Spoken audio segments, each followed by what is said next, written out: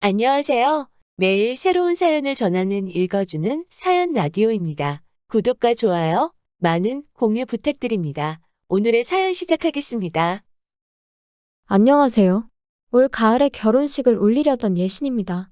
하지만 제가 과거형으로 쓰는 이유는 이미 눈치채셨겠지만 파혼했어요. 파혼이라는 거 들어보기나 했었지 제 이야기가 될 줄은 꿈에도 생각지 못했는데 아무튼 사람 일이라는 게 참 마음처럼 되는 게 아니네요. 일단은 얘랑이라고 부르기는 싫고 그렇다고 이름을 부를 수는 없으니 편의상 남자친구라고 칭하겠습니다. 남자친구하고는 지금은 이직한 직장 상사의 소개로 만났어요. 사실 상사가 주선하는 소개팅이 좋아서 나가는 직원이 몇이나 될까요? 저도 마찬가지였습니다. 회식 자리에서 제가 무슨 말을 한 것도 아닌데 뜬금없이 저더러 제가 참 외로워 보인다며 자기 사촌동생이랑 닮아서 마음이 쓰인다나 어쩐다나. 솔직히 곱게 술이나 마시고 들어가시지 왜 나한테 저러시나. 쓸데없는 상사의 오지랖이 부담스럽고 짜증이 났던 게 사실이에요. 하지만 술자리에서 해대는 헛소리니 술 깨면 본인이 뭔 말을 했는지 기억도 못할 거다 싶었고 그래서 그냥 별말 않고 지나가려 했거든요. 그런데 이튿날 지난밤에 술은 분명히 다 깼을 텐데도 굳이 지나가는 저를 붙잡고는 자기가 소개팅을 해주겠다나요? 그리고는 제가 제대로 거절을 하기도 전에 사양 말고 만나보라 하는데 매일같이 마주쳐야 하는 상황이었으니 그렇게까지 말하는 상사의 면전에 대고 불편해서 싫습니다 하기가 쉬운 일은 아니었지요. 그리고 또 한편으론 내가 그 정도로 어디가 안 돼 보였나 싶은 게 그래서 그래 좋은 게 좋은 거다 생각하고 한번 만나나 보자 뭐 그렇게 나가게 된 자리였습니다. 남자친구는 얼굴이 동글동글하고 피부가 하얀 고생이라곤 하나도 안 해본 듯한 소위 새님 같은 얼굴을 하고 있었어요. 반면에 저는 일단 저부터가 운동도 좋아하고 소위 여름엔 바다로 겨울엔 산으로 떠나는 사람이었다 보니 본능적으로 이 남자랑 나랑은 안 맞겠구나 그런 느낌이 딱 오더라고요. 그런데 남자친구는 그런 제 마음을 전혀 눈치채지 못했던 건지 계속해서 자기 얘기만 해나가기 바빴습니다. 한마디로 자기 PR이 따로 없었죠. 대학교 졸업하고 중소기업을 잠깐 다니다가 회사 사정으로 하루아침에 백수가 되었고 이후로 이런 일은 두 번 다시 겪고 싶지 않아서 3년의 공부 끝에 9급 공무원이 되었다나요? 그리고 그때 저는 이미 남편에 대한 호기심이 바닥난 상황이었기에 아, 네, 그러셨군요를 적당히 섞어가며 대화에 임할 뿐이었네요. 하지만 그런 남편과 제가 의외의 곳에서 공통점을 발견했는데 그건 바로 둘 다 놀이공원을 좋아한다는 점이었어요. 사실 30이 넘어간 이후로는 같이 놀이공원 갈 친구들을 찾는 것부터가 쉬운 일이 아니었거든요. 그렇다고 혼자 가기도 그렇고 여담이지만 아닌 게 아니라 혼자서 놀이공원에 가본 적이 있는데 사실 대부분의 놀이기구들이 둘이 타거나 넷이 타거나 아무튼 짝수로 떨어지는 경우가 대부분이에요. 그러니 혼자인 저로서는 시쳇말로 꼽사리를 낄 수밖에 없었고 그럴 때마다 얼마나 불편하고 괜히 눈치까지 보여서는. 그래서 그 이후로는 놀이공원은 저에겐 말 그대로 그림의 떡이나 마찬가지였습니다.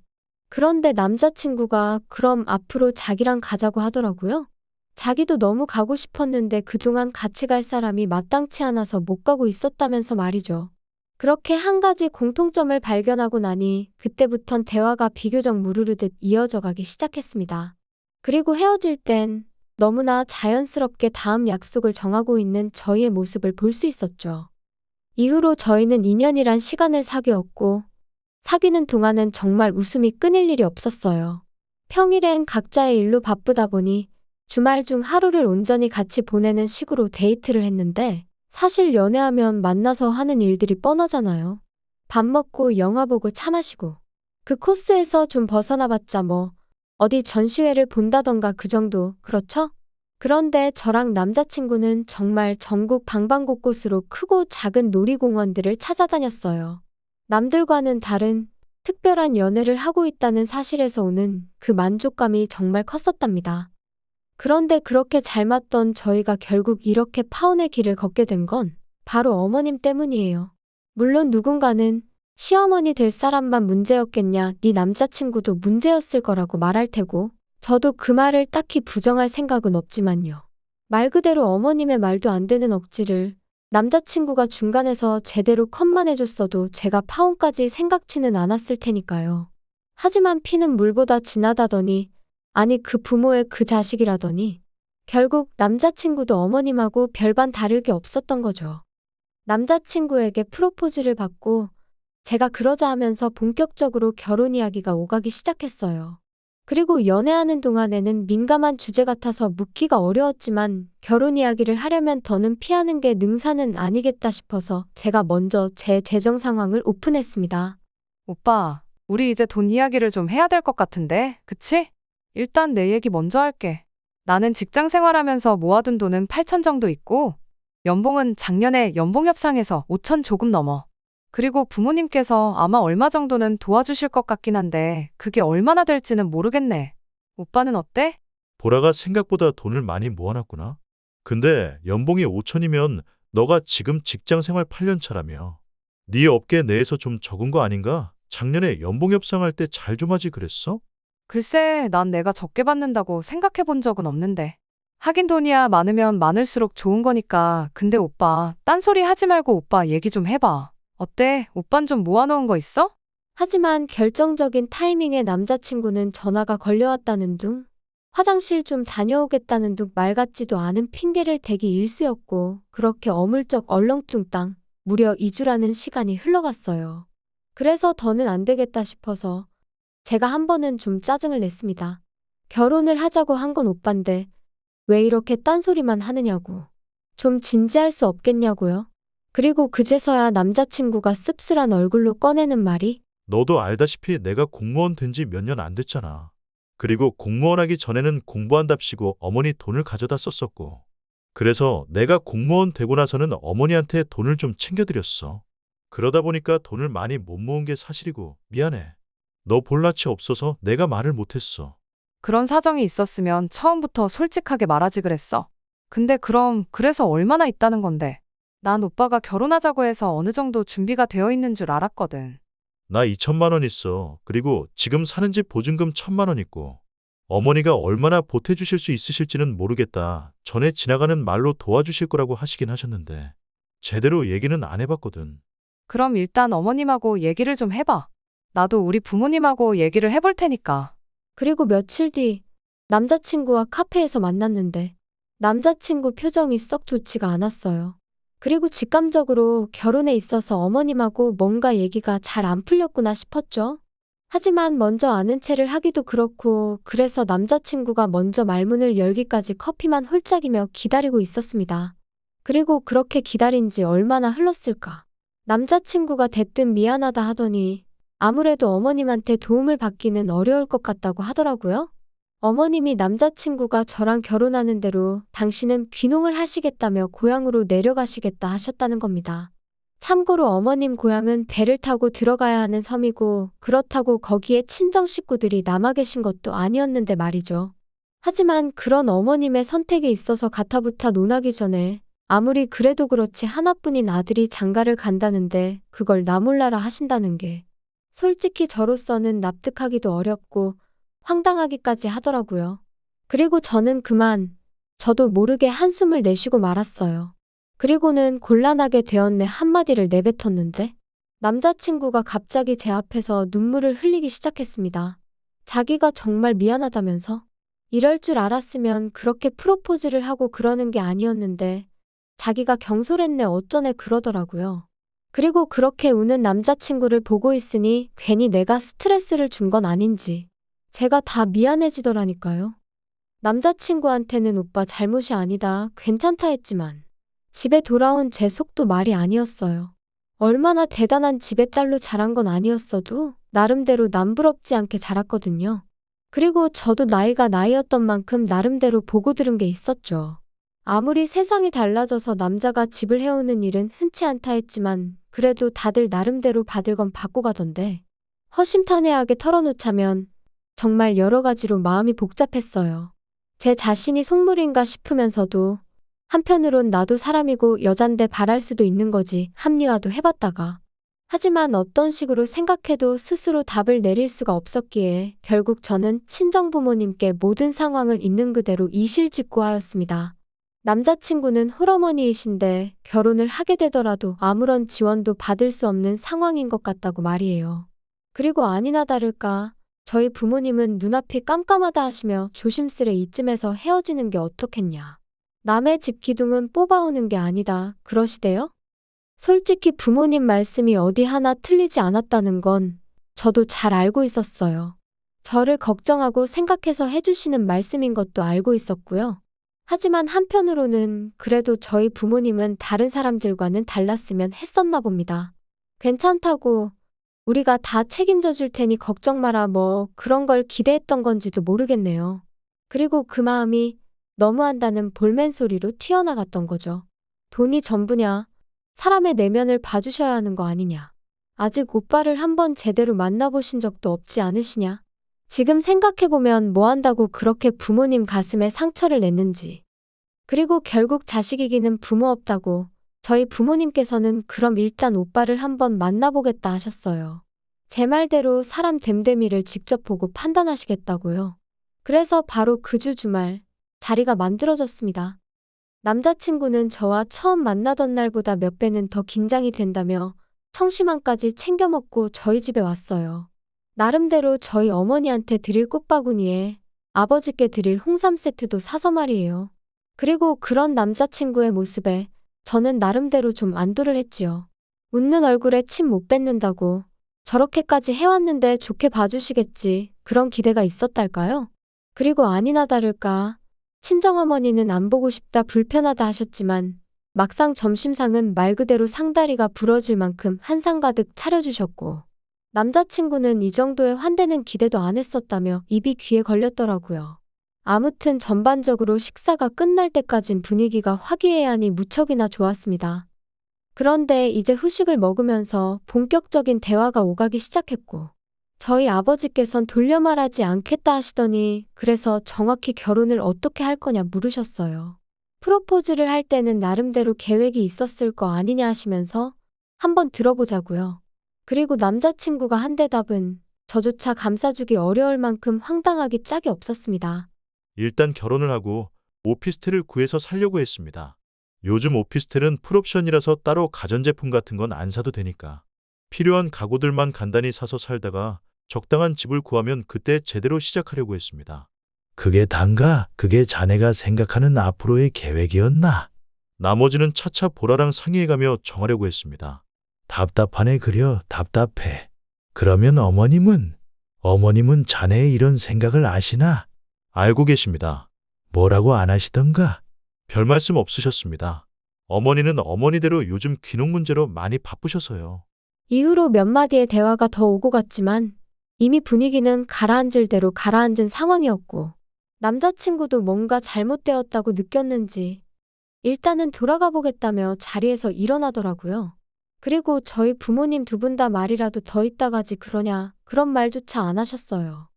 그렇게 남자친구를 배웅하고 돌아오자 부모님께서 이 결혼은 안 되겠다 하셨습니다. 아무리 사람이 좋아도 너도 보지 않았냐며? 저렇게 생각도 없고 계획도 두리뭉실한 사람한테 저를 어떻게 보내냐고 절대로 안 된다 그러시더라고요. 그리고 저도 그런 부모님한테 더는 대들 수도 없었어요. 제가 보기에도 한심하기 짝이 없었으니 말이지요. 그런데 이틀 뒤 남자친구에게서 생각지도 못한 소식을 듣게 되었습니다. 자기가 저희 집에 다녀간 이후로 어머님과 이야기를 나눴는데 어머님이 저희 신혼집 문제를 해결해 주시겠다 하셨다는 거예요. 너무 놀라서 저도 모르게 정말이냐고 소리를 질렀다니까요.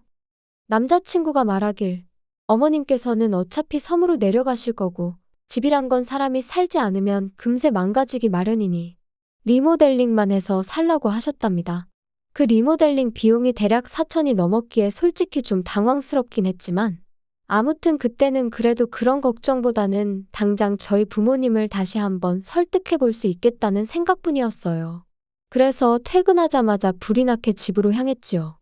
그리고 제 예상대로 친정부모님께선 제 이야기를 들으시곤 잘됐다며 무척 기뻐하셨어요. 하지만 한편으론 갑자기 남자친구 어머님이 태도를 달리하신 데는 분명 이유가 있을 거라며 그 이유가 뭔지 남자친구에게 제대로 물어보라고 하셨습니다. 저는 부모님의 걱정이 좀 과한 거 아닌가 싶었지만 돌다리도 두들겨보고 건너라는 옛말처럼 확실히 해둬서 나쁠 건 없다 싶었기에 알겠다고 했고요. 그런데 며칠 뒤 남자친구 어머님을 처음 뵙는 자리에서 저는 생각지도 못한 사실을 알게 되었습니다. 그래, 부모님께서 결혼하는 거 허락하셨다고? 네, 어머님 덕분에 허락받았어요. 정말 감사합니다. 그래, 이 집이 내가 안 고치고 살아서 좀 낡아서 그렇지. 싹 고쳐놓으면 웬만한 아파트 못지 않을 거다. 여기가 내가 알아보니까 보통 전세로 들어오려면 2억 5천은 줘야 된다더라고. 그러니까요. 정말 감사해요.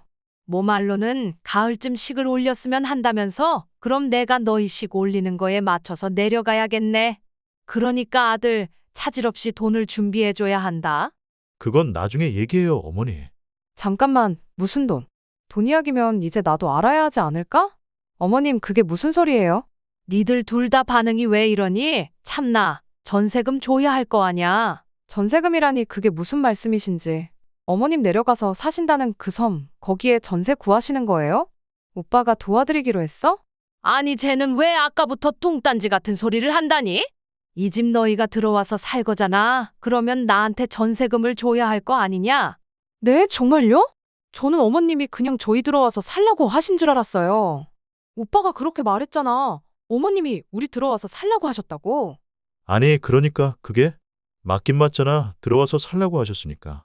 전세니 뭐니 그런 이야기는 없었잖아. 우리가 드릴 돈이 어딨어. 왜 없어? 우리 둘이 모아둔 돈하고 너희 부모님이 좀 도와주신다며. 그게 어머님한테 전세금으로 드리라는 뜻은 아니지. 그리고 어머님 그러면 저희 이 집 살다가 이사 나간다고 하면 전세금 돌려주시는 거죠? 어머님 말씀대로 전세니까. 그거야 뭐 상황 봐서 줄 수 있으면 주겠지. 그게 무슨 말씀이세요? 확실하게 말씀해 주셔야죠. 야, 너도 생각을 해봐라. 내가 너희한테 그 전세금 받아서 귀농 정착금으로 쓰고 어쩌고 하면 솔직히 얼마나 남겠니? 그래도 뭐 너희 나갈 때 새로운 세입자만 구해진다고 하면 뭐 그 사람한테 받아서 주면 되기야 하겠다만 아무튼 그런 건 나중 일이니 지금 왈가왈부할 필요는 없잖니? 그리고 전세금은 내가 그래도 니들은 내 자식이니까 딱 2억만 받는 거야. 아, 예단은 안 해와도 되니까 리모델링은 제대로 싹 해라. 알겠지? 생각지도 못한 황당한 어머님의 요구에 저는 말 그대로 할 말을 잃었습니다. 그리고 이후로는 솔직히 무슨 이야기가 오갔는지 정확히 생각나지도 않아요. 어머님 댁에서 나올 때까지 남자친구는 제 눈길을 피하기에만 급급했고 그런 남자친구의 모습이 실망스러울 뿐이었지요. 집으로 돌아와서도 저는 남자친구에게 아무런 연락도 하지 않았어요. 어땠냐는 친정부모님의 질문에도 나중에라고만 답했을 뿐 말 그대로 참담한 심정이었거든요. 남자친구가 나를 속이려 했다는 그 배신감도 너무 컸고요. 그리고 그렇게 3일이란 시간이 흐르고 나서야 남자친구에게서 전화가 걸려왔습니다. 당연히 미안하단 말부터 할 줄 알았는데 대뜸 저더러 그날 그렇게 가고 어떻게 연락 한 번이 없을 수 있냐며 오히려 화를 내면서 말이죠. 어이가 없어서 오빠 같으면 어떻게 행동했을 것 같냐 따졌어요. 꼭 마치 집이라도 해오는 것 마냥 설레발을 쳐서는 나는 물론이고 친정부모님까지 오해하게 만들고는 어떻게 수습할 생각이었냐고요. 그러자 남자친구가 한다는 말이 어머님한테 2억을 드리는 게 그렇게 억울하냐입니다. 어머님이 2억을 못 주겠다 하시면 우리가 빌라에서 안 나가면 그만 아니냐고. 단순하게 생각하면 솔직히 아무 문제될 게 없는데 제가 욕심을 내니까 그게 문제인 거라면서 말이에요. 그리고는 덧붙인다는 말이 나중에 어머님 돌아가시고 나면 빌라는 어차피 우리 거 되는 건데 전세니 뭐니 그런 의미 없는 단어에 연연하지 말라나요? 어이가 없어서 하나만 물어보자 했습니다. 오빠 말이 다 맞다 치고 결혼했다 치자고. 그랬는데 어머님이 섬생활 몇 년 하시다가 지겨워서 못 살겠다 하고 올라오시기라도 하면 그래서 당신이 이 집에서 살아야겠다고 우리 나가라고 하시면 어쩔 거냐고요. 2억도 안 주시고 집은 집대로 내놓으라고 하시면 오빠가 어머님하고 시시비비를 가릴 수 있겠냐고 말이죠. 그랬더니 남자친구가 한다는 말이 저더러 넌 왜 이렇게 융통성이 없냐며 그럴 땐 같이 살면 되지 꼭 한쪽이 비켜줘야 하냐는 거예요. 그리고 그 말을 듣는 순간 어쩌면 저희 부모님이 진작에 보셨을 그래서 저를 말리셨을지도 모르는 바로 그 광경이 제 눈앞에 펼쳐지는 기분이었습니다. 저희 부모님 돈을 말 그대로 처바른 속만 번지르르한 좁디 좁은 빌라에서 어머님과 남편에게 시달리는 제 모습을 말이죠. 그리고 눈앞에 그 광경이 펼쳐지기가 무섭게 저는 뒤통수를 망치로 세게 맞은 듯 했습니다. 제가 제 스스로 불구덩이로 들어가려 했다는 걸 깨달았으니까요. 그날 밤 저는 남자친구에게 이별을 고했어요. 다른 건 하나도 안 보고 오빠 한 사람만 보려고 했는데 오빠는 나 말고 어머님도 봐야 하고 아니 어머님부터 챙겨야 할 것 같다고. 그리고 나는 그런 꼴을 이해해가며 살 만큼 마음이 넓은 사람이 아니니 헤어지자고요. 솔직히 말해서 넌 결혼 준비가 안 된 자식이니까 결혼 준비부터 제대로 해놓고 여자를 찾아라. 아주 단도직입적으로 쏘아붙이고 싶은 마음도 없던 건 아니었어요. 하지만 제 나름대로 성숙한 이별을 해보려고 했습니다. 그래야 적어도 남자친구와 만나온 2년 좀 넘는 시간이 허무하게 끝나지 않을 것 같았거든요.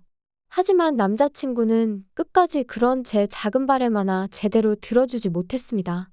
저더러 이제 보니 돈밖에 모르는 X였다면서 저 같은 속물은 처음 봤다고.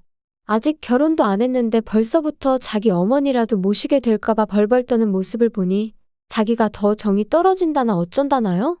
그 정도 눈치는 있으니 어디 가서 밥은 안 굶겠네. 저도 나중엔 너무 열받아서 저렇게 답장하고 차단해버렸네요. 여기까지가 어디 가서 말하기도 민망한 제 파혼 이야기예요. 그리고 처음엔 솔직히 다른 사람 탓도 많이 했어요. 소개해준 상사를 탓한 건 물론이고 남자친구와 함께 갈 만한 놀이공원을 추천해준 익명의 사람들까지 말이에요. 그런데 요즘 곰곰이 생각해보니까 결국 제가 사람 보는 눈이 없던 게 문제였다 싶대요. 그래서 앞으로는 당분간은 그럴 생각이 없긴 하지만 그래도 만약에 누군가랑 인연이 닿게 된다면 전보단 곱절로 배에 배로 주의하려고 합니다. 그리고 또 이런 말은 어떻게 들릴지 조심스럽지만 왜 어른들이 결혼할 때는 좋아하는 마음 하나만 보는 게 아니라고 하는 건지 이번 기회를 통해서 정말 절절히 배웠거든요. 어른들 말씀에는 정말이지 늘 지혜와 경험이 녹아있는 것 같아요. 아무튼 저에게 만약 또 한 번의 기회가 허락된다면 여러모로 저랑 비슷한 사람을 만날 수 있길 바랄 뿐입니다. 긴 이야기 들어주셔서 감사합니다. 오늘의 사연은 여기까지입니다. 구독과 좋아요, 알람 설정해주시면 앞으로 더 좋은 사연으로 찾아오겠습니다. 감사합니다.